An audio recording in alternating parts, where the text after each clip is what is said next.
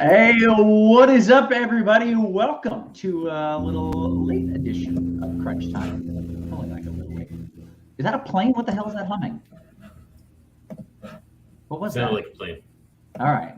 Cheese, did you have a plane fly over that? Actually, yes. Oh, okay. Like, little known fact, the Auburn Airport, which is, not like a place you could fly in like from Dallas, but it's right there, like right there. And Okay. so sometimes that happens. Okay, we had been dealing with like mic issues throughout the entirety of the pre-show, and then I heard a loud hum, and who'd have thought it was not a mic issue, it was a legitimate plane. Okay, hey, back on track. Welcome to it, ladies and gentlemen. This is Crunch Time, sponsored by Fanduel, joined by two of the sharpest minds in the biz. One, Dave Potts. Cheese is good. What up, Cheese? Hey, not a lot of baseball, but hey, it's 3 games, and there are still things to be done.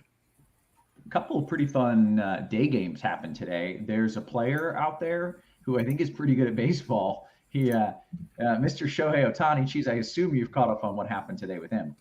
Never heard of him. he's so good. Yeah, he really is amazing. Just a little complete game shutout and then 2 bombs. Just absolutely ridiculous. Hey, speaking of so good and absolutely ridiculous, we also have Squirrel in the house as well, who I'm pretty sure has won like every single tournament over the last 4 days. I think you've won them all, Squirrel. Just 2 yesterday. I've never done that before. I won both the early like large field GPP on FanDuel, the squeeze, and then also the main slate GPP, like the squeeze. So I won both squeezes. So thank you to our sponsor FanDuel for running those tournaments, because that was awesome. Okay. But like a few days before Did you celebrate with some fresh orange juice? I should have. I didn't. You know what? I didn't think about that. That would be the way to do it. Yeah. So first off, congrats. That is awesome. To like back to back like that in one day is pretty wild. But also, didn't you just like a day or two prior win on both DK and FanDuel as well? So the morning slate, I actually won the like the $66 tournament on DraftKings, and I only put a handful of entries into that, so that's not something I max enter. So that was pretty good. So I won both the squeeze and the DraftKings like $66 tournament. Gotcha. In the early slate, and then the FanDuel squeeze on the main slate. Yeah, it gets confusing when you win so much and so many tournaments across multiple slates. The Squirrels have very little chance anymore. Right. Yeah. Congratulations. That's awesome, man. And we're gonna try to run it back, because apparently these like smallish slates maybe you know what you're doing a little, huh? Yeah, it's actually a fascinating tournament slate. So even though there's only 3 games, there's games to watch, tournaments to enter. So it'll be a good time. Okay, very good. It will indeed be a good time. I do have some weather alerts that we have to talk about here. Really, just one concerning one, and that's that there's a shot that we get a delay in New York.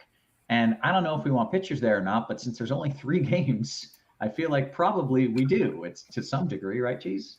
Yeah, well, it's actually the chalkiest pitcher on the slate is in that game, and we want pitchers in every game because of the size. But that is the chalk guy. Yeah. That is not ideal, but also I think you just kind of eat that risk. It's not as if I can guarantee you a delay, and if I couldn't guarantee you that it's going to be early enough to knock out pitchers. So I don't think you do anything about that delay risk, but there is a legit chance that like kind of toward in the middle of the game in New York, we get a rain delay.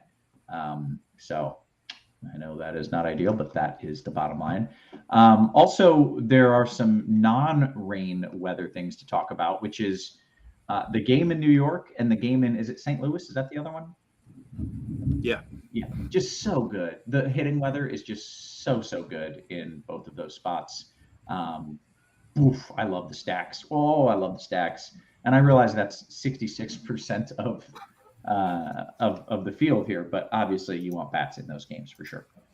Okay, that's my spiel. Cheese, you want to give me an overview here of what we got left? Yeah, I mean, there's not much to overview because there's 3 games. I guess the overview is all 6 pitchers and all 6 offenses are very playable in anything. That's just what we have. There's little tiers on both sides where we'll get a little chalky, and you can kind of split things into two groups like chalk and then, but on a 3-game slate, non-chalk is still like 10% owned for pitchers and 15% owned for hitter. Like it's still everything's chalky. Even the non-chalky contrarian play is actually pretty darn owned on a 3-game slate. Right. Understood. Okay. Well, then let's just dive into it. And if you don't mind kind of walking us through both cash games, or at least like what the optimal play is, and then how you want to get a little bit different in tournaments. I should also note, make sure you're signing up for the Fanduel Sportsbook if you're in a legal sports betting state. Taking advantage of their awesome bonus offer. New customers bet $5. You get one. I don't know why I did 5 like this. It's $5. You get $100 in bonus bets. Terms and conditions do apply. Also, FanDuel single entry series still ongoing. Gotta get in that every single day. Jeez, what are we doing here? All right, so essentially, you can split the pitchers up into 3 and 3. Senga, Cease, and Bybee. Some combination of those guys are chalk, and I think they're all 3. At least on DK, they're all popular enough that like whatever, they're all going to be like 40 to 60% owned. And it's all chalk. Those 3 are very popular, and they're the best plays in my opinion in our projections and the bat projections. Everything. It's like those 3. Then you have a gap to Justin Steele is expensive, and he's as good a pitcher as these other guys, but he's in that 100-degree game in a tougher matchup, so he's kind of the leftover spend up to be different. And then Josiah Gray and Miles Michaelis, you don't need salary today. Like salary is not really a thing. I mean, if you just desperately want to play every one of the most expensive bats, you can use one of them. But basically, salary doesn't exist, and so you're playing those guys just to be different, which is fine. Mm-hmm. I don't have any of them on FanDuel at all, and just barely a sprinkle on DK in like 20 or more lineups. I just don't think the chances of winning by getting some kind of ceiling game out of those 3 compared to the top 3 is kind of silly, and you don't really need the salary. And within that top 3, do you feel that they're all just whatever, pick and choose between the 3, or do you have like a lean to one or maybe one that's not quite up to snuff? I have a slight lean to Bybee. Earlier in the day, like I do think Senga is the kind of the optimal play and the ceiling play. But I would I just want to go against the White Sox and Bybee is just, he looks good and legit to me. I still think his name should be BB, in which case he would be the clear ace. Yeah. But even as Bybee, especially if you do end up needing some salary, like he's enough cheaper than Senga. So to me, I go Bybee, Senga, Cease, but it's essentially a tie. Okay, very good. Well, that is more than enough, I think, on pitcher there from Cheese. So let's kick it over to Squirrel. I want to get your opinions on how you build for this in a tournament. Yeah, so I'm going completely nuts today. Squirrel nuts today. Squirrel nuts. Yeah. So I there's never been a slate that I've seen that's like a main slate where there's a smaller difference between the top guy and the bottom guy, but the ownership doesn't reflect that. Like Senga is going to be massively owned. Bybee is going to be probably the second highest owned guy. Like I'm actually way over the field on like Josiah Gray, Justin Steele, and Dylan Cease as well. Just because like, I think like I'm just turning this slate like completely on its head in terms of ownership. Because I think there's just not that big of a difference between these guys. Like Senga, I think has got one of the higher or maybe even the highest walk rates on the slate. Like he can absolutely get blown up. Now I didn't realize there's like some weather issues. Like if there's a rain delay, like that could potentially knock him out in the middle innings before he kind of reaches his natural pitch count or whatever. So yeah, I'm going way into the field on Senga and Bybee and over the field on the other guys. I don't have a ton of Miles Michaelis just because he just never seemed to have that much upside, but I still think I'm over the field at 5. Like he's at 5%, but maybe at 15. Okay, so so Michaelis, of the 3 lower guys, Michaelis is the dude who you are not really on, and then you're more Steele and Gray. Is that correct? Did you freeze? Oh, He froze. That's what he said, though. That's what I heard him saying as Okay, well. I was just kind of reiterating for my ownness. All right, Squirrel Nuts, indeed, that is a little bit crazy. Hopefully he will come on back to us. We'll get some bat plays from him. But in the meantime, Cheese, will you walk through your favorite stacks? Sure. It's kind of the same thing where you can kind of split it into two groups. The chalky side will be the group of the Mets, Cubs, and Cardinals. But it's not like the other three teams won't all be reasonably owned as well. It's not like you're getting any, 5% owned Lewis Robert or anything because he's sneaky. Like, it's not – the top plays in each game are going to be highly-ish owned. But certainly if you're just playing the highest projected lineups or the best matchup lineups, you're going to end up with Mets first and then Cardinals and Cubs. And that's certainly what I like the best. But as far as full stacking to be different, Cleveland would be my favorite. But both the White Sox and Nationals are wildly viable. I think if you're doing more than just a small handful of lineups, you should absolutely be playing those, we'll say, sneakier teams, even though, again, nothing is actually sneaky on a three-game slate. Sure. I'll tell you what I'm doing more than any of that, rather than trying to overthink ownership or matchups, is just I'm not full stacking in most of my lineups. This is probably the least percentage of stacks I've had at any point all season. Okay. There's a lot of ways these games all go, 7-4, and you just catch the homers and you win. Gotcha. And sure. And if one of the teams, the chalky teams, goes nuts, like there's going to be so many stacks of those anyway. I don't feel like I'd probably win anyway. Like if a 5-man Met stack wins, I don't think my 5-man Met stack is likely to win anyway. So I'd rather just pick and choose here and there.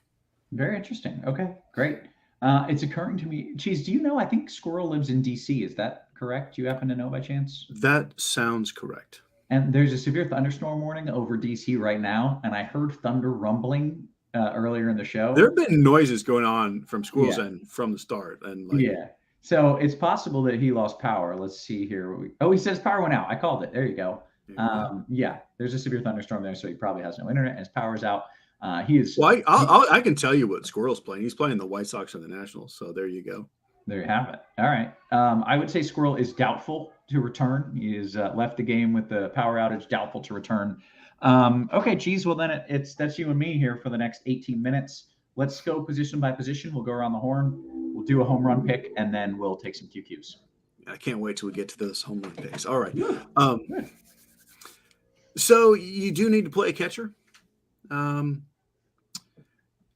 A lot of these positions just don't even have that many players available, period. It's not that there's not that many good options. It's just there's literally not that many options. I think there's no reason why any of these catchers should be mega chalky. Like, none of them are great. And I do think that Wilson Contreras will be kind of wildly popular. And I don't really like him even better than Bo Naylor, Yan Gomes, or Keibert Ruiz, even without accounting for ownership. So in those lineups where I'm just not stacking and just playing a bunch of best bats and trying to pay attention to what I'm doing, I don't have a ton of Contreras. But like if you were playing a cash game or something, sure, play him. Hey, well, look at that. I thought the severe thunderstorm was knocking out your power for the night, but Squirrel. He was down there messing with cords and like fuse boxes. So what's up, Squirrel? You got your power back? Yeah, it just flickered, but it is like absolutely pouring outside. Right out the window. I remembered you lived in DC, and I was like, oh yeah, it's a severe thunderstorm. He's not coming back. But hey, welcome back, man. We missed out on your stacks. I went ahead and told everyone about that. I'm pretty confident you're playing the White Sox and the Nationals. Yes. Yeah, exactly. Expert survey, flipping the slate on its head. My whole thesis for the slate is just that the Mets are going to be the most popular team, I think, but at both pitcher and hitter, but they only have a 2/3 chance of winning the game, but they're like 10 times more owned than the Nationals at both pitcher and offense. So I'm just kind of flipping that on its head. Okay, very good. Well, you've caught us in time to go around the horn. We just finished up the catcher position. So do you have any thoughts there, catcher, you would like to add? It's actually a kind of a particularly bad night at catcher. But Wilson Contreras is probably my favorite guy, and then I'm playing a bunch of Keibert Ruiz just because I'm going overweight the Nationals. Okay, first base, Squirrel. Sure. So at first base, I think Pete Alonso is going to be the most popular guy. He's the best projected guy. I'm going, with my Nationals. There's actually two of them at first base. So they actually cut into each other's ownership a little bit. Joey Meneses and Dominic Smith are my favorite tournament options, my favorite value options. And then if I am spending up, I like both Paul Goldschmidt and Cody Bellinger. Okay, Cheese first. So what I like about this position is like 4 of the most obvious plays on the slate and 4 of the most highest projected plays are all at first. And only one of them with Bellinger you can play somewhere else. So while Alonso and Goldschmidt are obvious, they can't be as mega chalky as what we're going to see with Lindor at shortstop, for example, because Alonso, Goldschmidt, Naylor, Bellinger. Bellinger probably gets moved to the outfield, but they're going to split up the ownership. So I feel like it's okay to play those guys. Mm-hmm. And then, but if you're playing a Mets stack, one of the ways you get different today is just leave salary. Just play Vogelbach instead of Alonso, and then just leave the salary. If you go and then fill the salary, well, now you've done the same thing as everyone. Yeah. So, or play Josh Bell instead of Josh Naylor, leave the salary, that kind of thing. But I am a little more on board with Alonso or Goldschmidt chalk just because they have to split it up. Very good. Okay, second base, Cheese. You could guess that second base would be amazing on a 3-game slate as it is. And I don't think there's really even heavy chalk. I mean, Andres Jimenez and the 2 Cubs and Jeff McNeil are all probably kind of close. So I don't think you really think about ownership that much at second. Chris Morel is my favorite guy. I think it's interesting to play a lefty Cardinal against Steele outside of the stack. That's the Goldschmidt and Arenado will be very popular, but Nolan Gorman against a lefty is not going to be popular at all. He can hit a home run against anybody, but it's not like Steele's going to pitch 9 innings. So give me some Gorman as well. Okay, great. Squirrel, second base. Yeah, it's the position that I think I'm sticking with my stack the most, maybe even more than catcher. I probably like Nico Horner the most. He's sitting second for the Cubs. But yeah, then it's Andres Jimenez. Brendan Donovan is leading off for the Cardinals. But it's pretty split amongst all the second basemen, just going with my stack. Okay, excellent. How about third base, Squirrel? So third base, I think you're gonna see a lot of Jose Ramirez. I think he's gonna be the chalk. He's the highest projected. I like pivoting to basically anybody else. Ramirez did go nuts yesterday, I think, with 2 home runs. But Arenado can do the same thing. He's facing a left-handed pitcher. And then again, it's a position I like pivoting to Nationals. Heimer Candelario is going to be minuscule ownership just because he's facing the most popular pitcher. So I have a bit of him, and then some Nolan Gorman on Fanduel as well. Very good, Squirrel. Your thoughts at third? Wait, that was third. I'm Squirrel. I can answer that. Damn it, I meant Cheese. My bad. Cheese, your thoughts at third. I'm Squirrel. Cheese, your thoughts at third. I'm fine. I'm doing fine. So similar to first with Goldschmidt and Alonso, you can kind of say the same thing about Jose Ramirez and Arenado. They're chalky, but they'll split up the high end. And then plenty of people will still want to play. Candelario is a pretty good play. Berger will be in White Sox stacks. So yeah, I like Ramirez and Arenado. That's my preference is to play the good players at first and third, and then goof around with nonsense at the weaker positions, where it's nonsense even with the good players. Okay, excellent. Shortstop, Cheese. So this is the one spot we definitely for sure have ownership as an issue with Lindor. He's the very clear, obvious best play. One way to do it is build a Met stack without Lindor, and ta-da, you're different and you have the Met stack. There's only 5 players available at the position on DraftKings and 6 on FanDuel, with one of them is Gabriel Arias. So there's basically 5 there too. And take Tim Anderson out unless you're stacking the White Sox. There's 4 players available. There's only so much you can do.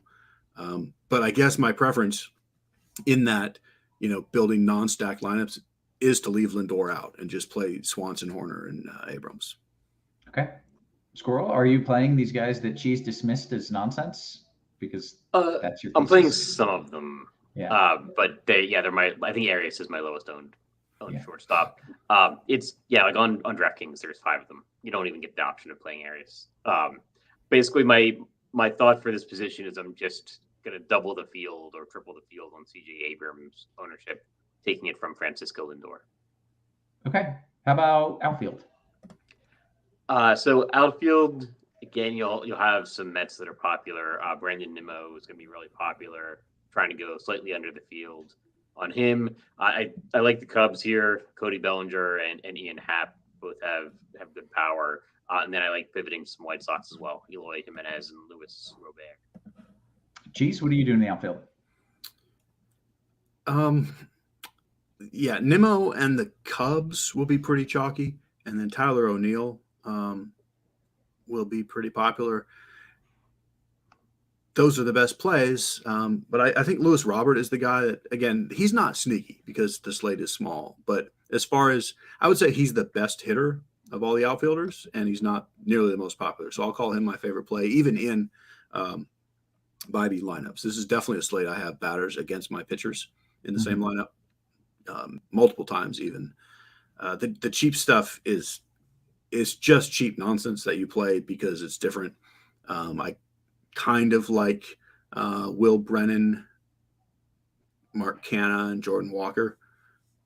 But we're really throwing darts once we get to the cheap stuff. I'm seeing DJ Stewart here on Fanduel as the 3rd highest projected owned outfielder at 2-1. What are your thoughts there, Cheese? He's cheap and he plays for the Mets, and that's kind of it. He's not good, but he does have a little power, and it's just that he's cheap and he plays for the Mets. So I don't love him. Just because I'd rather play someone who's a better actual baseball player and lower owned. Sure. But there's a reason he's popular. Like he and Canha, very useful pieces that are easy to fit in lineups. So that's what people will do. Okay. Good stuff. We have 7-ish minutes here until lock. Let's do some home run picks. Cheese, I feel like Robert is your boy. Is that? Yeah. Like he's the one out of the high end guys. Yeah. Like he's the one that's, borderline sneaky-ish comparatively. Like, I mean, I would put Goldschmidt, Arenado, Alonso, and Ramirez, as would everybody at the top. Like, those are the obvious plays. So, give me Robert to be just a little different at the high end. Okay. And for sneaky stuff, I'll go, not sneaky, but cheap stuff, I'll go with Vogelbach. Okay, great. Squirrel, you got a couple names for me? Sure. I'm going to go with Dominic Smith first. The Dominic Smith revenge game. It's facing his old team. He's angry. He is very angry about it. Yeah, he's a vengeful. Incredibly upset. And then maybe for a less under the radar call, I'll go Eloy Jimenez. Okay, nice. Let's see if we have any questions. Going to open things up. They can literally be questions about anything because we have to fill 6 minutes with questions. So let's see what we got here. Parabay says your top 3. Well, this is an odds question. I don't know. Did you guys look at home run odds by chance or no? Because you're building DFS. I've personally never glanced at them once. Yeah. So, we're sticking to DFS here. Let's see what we got here. DK Cash question. Cheese. This is a 3v3. Narvaez, McNeil, Nimmo, or Contreras, Jimenez, Happ. That is the second side for me. Contreras, Jimenez, Happ. Okay. This is a tournament question. Squirrel, is a Biddy Gray pairing okay? Yes. Any pairing is okay in tournaments. Yeah. Like literally, right? Yeah. Like there's only so many combinations you can make. I don't love Michaelis. So yeah, Josiah Gray is the pitcher that I'm aiming to be the most overweight on. And then pairing with Bybee, like you don't have to worry about Bybee's ownership because Gray is going to be so small owned anyway. Okay. Cheese, any interest in a Washington stack 1 through 5? I mean, definitely in a Washington stack. I think the one thing I would say with Washington and the White Sox, like those are your two sneaky teams. If you just go 1 through 5, you're taking away a little bit of your being sneaky. Like, I think you want to be even sneakier than sneaky. So I would try not to just go 1 through 5. Like, throw in a Dickerson or a Louis Garcia or Alex Call. Yeah. Like, because the reason to play Washington is to be different. If you go 1 through 5, now you're not even that different with Washington stacks. Gotcha. Okay. Very, very good answer there. All right. Squirrel FanDuel GPP from Beaner. You want Bybee and Hap or Robert and Gray? Robert and Gray. Like it's gonna hit less often, but you're gonna be competing with less lineups when it does hit. Okay. All right. Let's see what we've got here.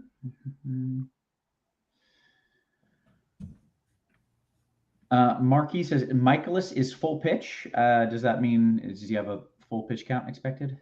Yeah, I mean, he threw 100 last time. Yeah, he's full pitch count. It's just a matter of if he gets all the BABIP going his way. There's no like he's always a threat for a quality start, or to get shellacked. But yeah, full pitch count. Yes. Sure. Okay. Question from Grant Roth: is climate change making historical weather models less accurate, raising the baseline for uncertainty risk with games with storms around? The more the heat and the humidity in the summertime does yield more of those pop-up storms, and those are really difficult to try to pinpoint. But weather modeling is getting so much better every 5 years. It's just like exponentially getting better and better. So no, we are adjusting faster than any change that's happening. So meteorologists win in that equation. In any equation, really. That's true. We always win, no matter what. Reds Gal 21 says, "Hey Cheese, do you believe that Abrams ownership? He's been popular and Lindor's been awful." So no, I don't believe that at all. Like we're showing him at 5%, which is silly. He'll be at least 15 to 20. Like yeah. I think basically Lindor is the chalk, but then Swanson, Abrams, and Horner will all be, I think, about the same. Okay, very good. Dan Jan's got a question for you, Squirrel. Is leaving 1,600 on the table, is that too much? Is that enough? Which is a totally backwards question that we're getting here. I think that's enough. Like, I don't think you need to particularly if you're picking low-owned guys, you don't have to leave absurd amounts of salary on the table. But that is enough. Yes. Okay, great. Corey says, "Cheese, any love for game stacking the Cubbies and St. Louis?" Yeah, I mean that's like you mentioned, that's the 100-degree game. There's no reason not to play bats on both sides. I would just say, I don't feel like you have to stack any one thing anywhere. But as far as home run hunting, that's definitely the game to go to. So yeah, if you wanted to do 4 on each side, I think that's totally fine. Great. Tim says, Cleveland Baker says, "Cheese, what up?" Tim says, "Hey, thanks guys for helping this rookie DFS player to get better each day." We love to hear that, man. That is what we're here to do, is not just hand you the plays, but teach you. We're not just going to give you a fish. We will teach you to fish. Snowfighter says, "One off in a DK GPP, Squirrel, Brennan or Carlson?" Probably Carlson. Okay. Yankee Man, Cheese, DK GPP. With a 5-man Washington stack and fading Mets chalk, do you think it's important to play Gray to complete that story, or am I already different enough? Maybe he means stack. I don't know. Yeah. I mean, no, I think you're different enough. If you're playing Washington, it's fine to play Gray too. Play whatever pitchers you want. I wouldn't worry about also be different pitcher if you don't like Gray. Okay, great. FanDuel GPP from Beaner. Squirrel, Horner, Hap, or Meneses and Morel? Probably go Horner, Hap. Okay. Beaner also says, "Congrats, Squirrel, again on the 20K takedown yesterday." Was that between both sites, or was that between? Hold on. No, that's a chipmunk. That is not. There's nothing okay about that. That was it. No, well, yeah, no, you're right. I see the little lines on the back. That is indeed a chipmunk. Chipmunks are so cute, though. It's okay. Congrats. Hey, congrats, Chipmunk, on the Chipmunk 20K. Patrol. Yeah, Chipmunk. Yeah, it's Chipmunk Patrol. Let's see. DK GPP one off Carlson or Brennan. Did we get that one in the other chat already? Yeah, we did. We already got that one. I don't remember what the answer was, but we did it. Hey, guess what, guys? We've hit lock. Bam. We did it. Hey, fingers crossed. We want overs in New York. I got a little parlay going for scores and odds. Got the over for the New York game because awesome hitting weather, and the St. Louis game because awesome hitting weather. So we're trying to get that parlay to hit. The weather parlay. Gotta love it. Love a weather parlay.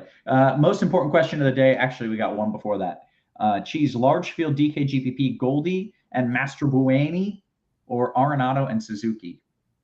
Arenado, Suzuki. Okay. And then best spot for dinner tonight, Cloud asks. He's thinking Chick-fil-A. I will give everyone, this will be our final question of the day. Cheese, what say you? Yeah, I'm just going to go with recency bias and say yesterday we had some Chick-fil-A. I had the spicy chicken sandwich, and I mean it made my day. So yeah, I think that sounds great. That thing's low key kind of hot, right? Like the spicy one? I was so impressed. The first time I ever had it, I assumed it would be like pretty chilled, and I was and remain impressed with the spicy level. Yeah, I'm about that life. Squirrely, do you have any other suggestions? Just that you got to finish that spicy chicken sandwich off with some nice, cool ice cream. And this is why he wins. And this is why he wins. That is why he wins. I can't top that. So we are going to bounce on that note. So for Cheese, for Squirrel, for our wonderful production crew, always working hard behind the scenes. Guys, we appreciate you. We love you. And we will catch you tomorrow. You have been crushed.